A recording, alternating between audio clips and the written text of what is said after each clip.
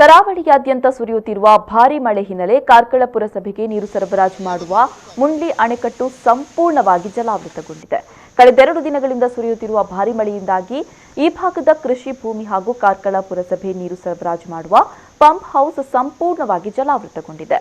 ಈ ಪ್ರದೇಶಕ್ಕೆ ಕುದುರೆಮುಖದಿಂದ ನೀರು ಹರಿದು ಬರೋದ್ರಿಂದ ಕೃತಕ ನೆರೆ ಪದೇ ಪದೇ ಉಂಟಾಗ್ತಾ ಇದೆ. ಈ ಹಿನ್ನೆಲೆ ಇಲ್ಲಿನ ಜನತೆಯಲ್ಲಿ ಭಾರೀ ಆತಂಕ ಎದುರಾಗಿದೆ.